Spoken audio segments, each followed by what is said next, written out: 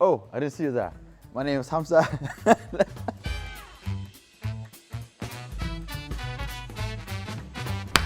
My name is Hamza and I'm the software team lead, and I'll be presenting the drone task. For this task we developed a drone, or we had a drone in our university drone lab that we took and we repurposed it for the ERC2024 challenge. This drone is built using carbon fibers and with 3D printed modules, and it has a sensor and an RMU to get the orientation.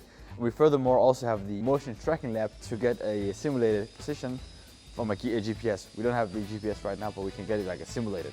And the controller works by using a PID controller, and we were able to make the drone go to different locations and positions and land and take off again. So we could, in theory, integrate all of it into one solution and present it at the ERC2024. And we are looking forward to it. Hello, I'm Jacob and I'm the team lead at AAU Space Robotics. We're a team based at Aalborg University in Denmark. We're a new team of around 27 members and we are working on the second generation AAU Space Rover. The team is structured in a way that we are 4 different departments. We have a mechanics department, a software department, we have an electronics department and a managerial department, which incorporates the PR and the HR of the team. The team is working in different sub-teams with a specific goal in mind. This is a mix of the different departments so that the teams are both software, mechanical and electrical. This way we can solve all of our problems with our limited resources in the best possible way. We meet once every week and once a month we have an all-hands-on meeting where all the teams share the progress they have made over the last month so that everybody can keep track of where we are and what are missing before the Space Rover is ready to compete at the ERC 2024. Hi, my name is Eric and I'm the mechanical tech lead of AAU Space Robotics. Our rover is constructed from aluminium extrusions and we use it for bolting and clicking everything on the rover so that everything is easily taken off or put on when we have modifications to do, or if we want to minimize the mass of the rover when performing specific tasks.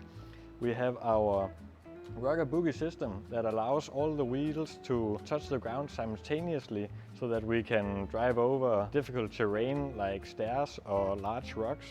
The mass of the rover is 43 kilograms, and when we mount the drill on the back and the manipulator on the front, the overall mass will come up to 68 kilos.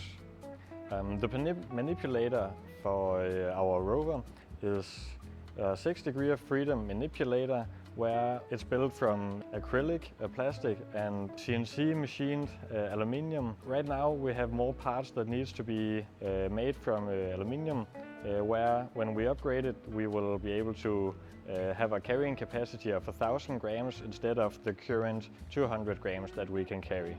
Our manipulator is built using stepper motors to keep track of where its position is. Then it has limit switches to home after the power has been cut off. It uses timing belts to move more of the mass towards of the base of the manipulator. Hello, my name is Anton and I am the tech lead of AAU Space Robotics, and I will be presenting the electronic and software system of our rover. Our rover is powered by a 50 amp hour battery running on 24 volt DC, which powers our rover, and we have divided the power system into 2 subsystems, namely a 24 volt system that drives the motors and the manipulator and all the power electronics.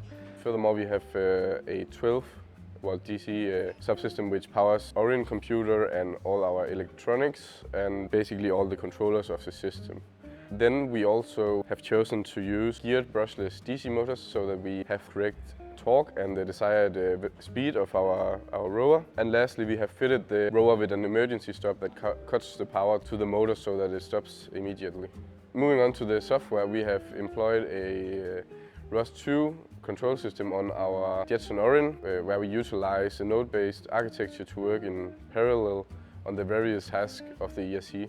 For example, we have a team working on autonomous navigation where they utilize information and odometry as well as other sensor information to complete this task. Furthermore, we employ several learning-based controllers using machine learning. For example, for our navigation, we have trained a reinforcement learning-based model in simulation, where we teach the rover to drive around obstacles in Isaac Sim, and then we transfer this to our physical system. And in general, we focus on maximizing the autonomy in the software team, and we are currently working on improving the autonomy of all the tasks and also improving the reliability of the autonomous systems. We, as a team, are very excited to compete at the ERC2024 and to show off our capabilities. We are currently the only Danish team and want to show what we are capable of in Denmark, and hopefully we are able to inspire other Danes to start teams which can compete internationally as well.